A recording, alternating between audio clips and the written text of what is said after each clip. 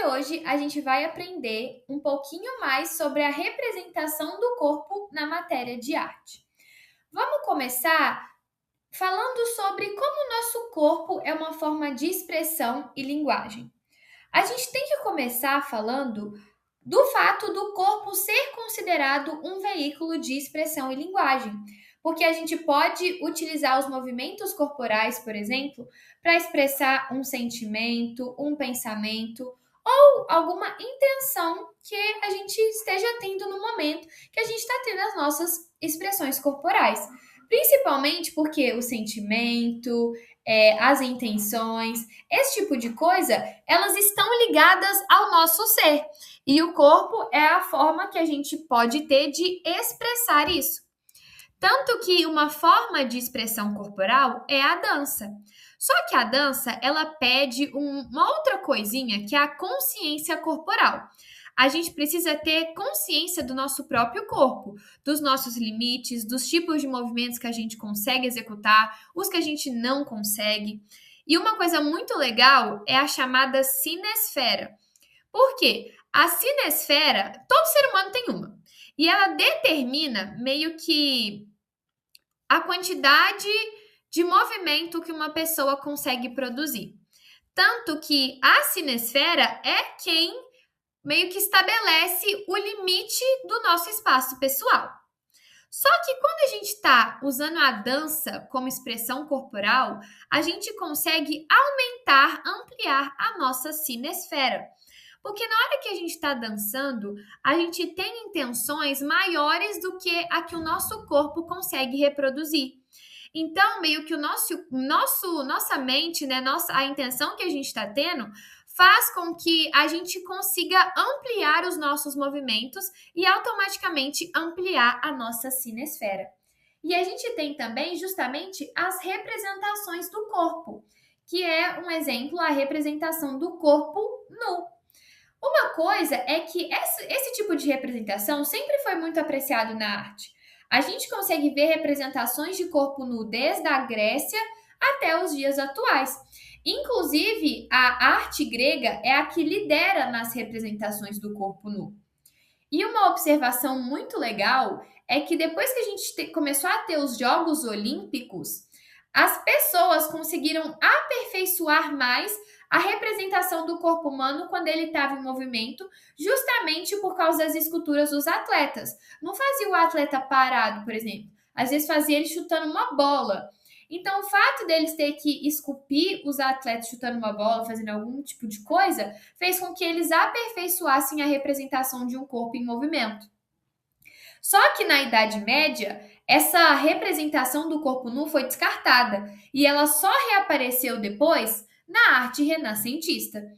Além disso, nas academias de arte e tudo mais, as pessoas usavam justamente as representações do corpo nu para elas praticarem o desenho e os estudos da anatomia humana. E eles poderiam praticar esse desenho e esses estudos com modelos vivos, né, que era a pessoa lá mesmo, e ela estudando a pessoa e tudo mais, ou então modelos em gesso. Só que lá no século XX, as obras, né, do Pablo Picasso ganharam muito destaque porque elas tinham o corpo nu como um dos tópicos. E ele meio que juntou a representação do corpo nu com a arte da época. E lá no século XIX, no Brasil, a gente começou a ter também as representações de corpos nus femininos. Agora a gente vai falar um pouquinho do minimalismo. Ele foi considerado um movimento autoconsciente, meio que tinha consciência dele mesmo, e surgiu lá em Nova York. O Donald Judd, Frank Stella, Robert Morris e Carl Angel foram os precursores do minimalismo. Mas o que era o minimalismo? Era literalmente criar uma arte que fosse mínima. Uma arte que não tivesse metáfora por trás, que não tivesse simbolismo, que não tivesse nada de representação espiritual. Era realmente o mínimo. E quais que foram as características do minimalismo? Era basicamente acabar com a fronteira entre a pintura e a escultura. Basicamente agora isso seria uma coisa só.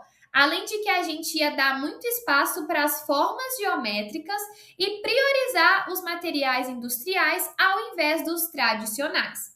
Só que o minimalismo, ele foi influenciado pelo Duchamp, que é um outro artista, e também pelo construtivismo russo, que é um outro movimento artístico. Basicamente, esses dois fatores fizeram com que o minimalismo começasse a enfatizar essa coisa de fabricar a coisa pela forma dela e não pelo significado que ela traz. Além de, assim como eu tinha falado antes, da gente sobrepor o industrial pelo tradicional. Outras características do minimalismo. Eles usaram já muitos materiais pré-fabricados. A gente vai ver depois um artista do minimalismo brasileiro que ele simplesmente pegou meio que quadrados de acrílico e fez um dado com isso, e isso foi uma obra minimalista dele. Para vocês terem mais ou menos uma noção do que seria isso de materiais pré-fabricados. Outra coisa, a estética do minimalismo era anti-expressionismo abstrato. Então, toda a estética que o minimalismo fazia era sempre para ser contrário ao expressionismo abstrato. Outra característica, eles queriam, tirar essa coisa de figuração, de, ai, que se eu pegar essa tinta e tacar aqui nesse quadro, eu tô expressando raiva. Eles queriam tirar isso, não existe isso. Não tem nada a ver uma coisa com a outra. Outra característica, queriam distanciar da tradição europeia porque para eles era considerado ultrapassado.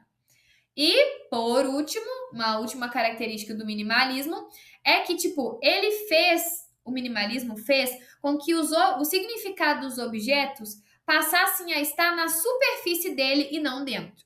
Então, por exemplo, um cubo. O significado do cubo vai estar na superfície do cubo, nas paredes do cubo, e não no que poderia estar dentro do cubo. Agora, no Brasil, o minimalismo teve como precursor os artistas Carlos Fajardo e o Cássio Michelani. Características específicas de cada um.